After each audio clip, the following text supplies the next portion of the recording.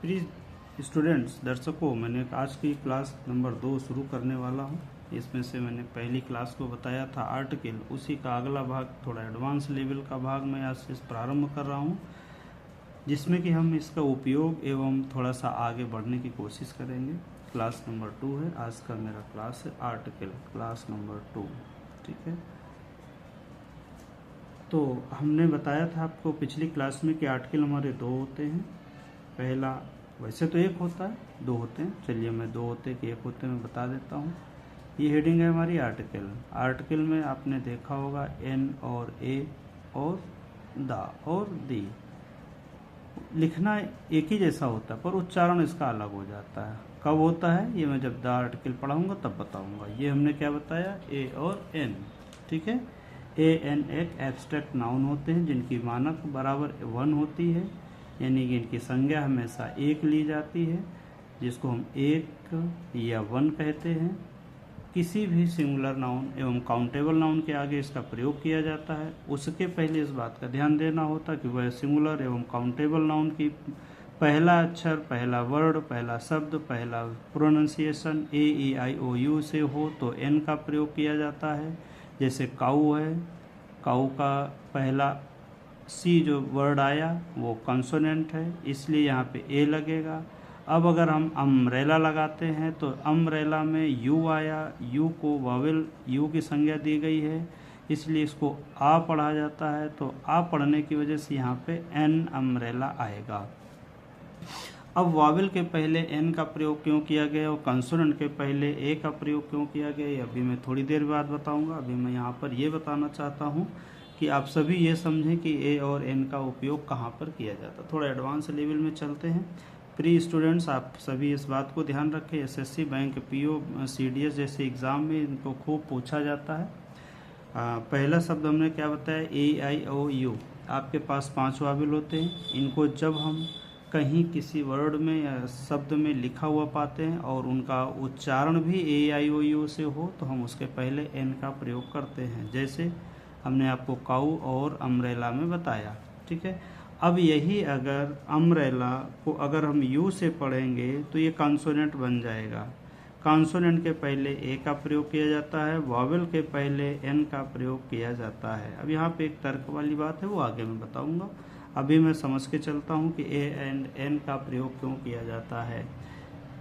थोड़ा advance level में देखते हैं कि ए ई आई ओ यू के बदले हुए रूप के स्थान पर कुछ और भी चीज़ें आ जाती हैं जिनको हम वावेल बोलते हैं, उसको हम कहते हैं।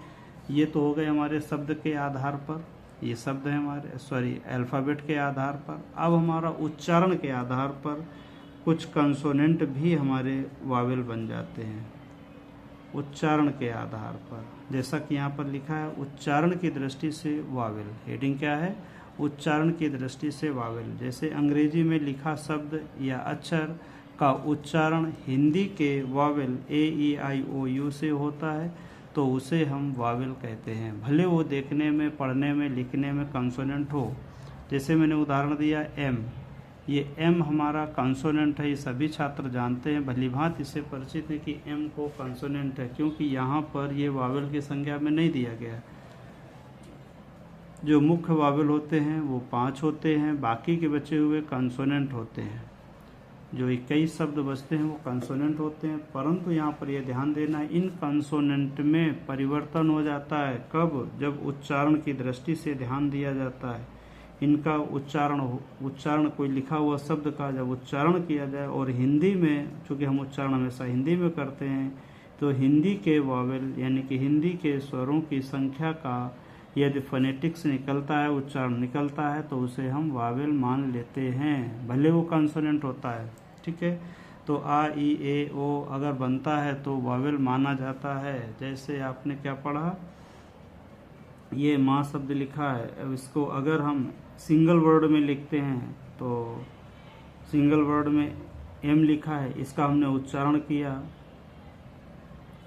किया एम, तो ये क्या निकल के आया, माँ के पहले ए शब्द आया। ए हमारा वावेल में आता है, हिंदी के स्वरों में आता है, इसलिए हम इसके पहले क्या लगाएंगे, एन। एन MA, ठीक है। अब अगर हम इसी को देखें, राम हैज अ मैंगो, तो यहाँ पे हमने माँ को क्या पढ़ा, मैंगो, माँ पढ़ा। एम को क्या पढ़ा, एम को हमने माँ पढ़ा, इसलिए ये क्या हो गया, कॉन्सोनेंट हो गया। यहाँ पे क्या पढ़ा, ए पढ़ा, इसलिए ये वावेल हो गया, ठीक है। तो दोनों में फर्क आया, NMA या NMBA, ठीक है।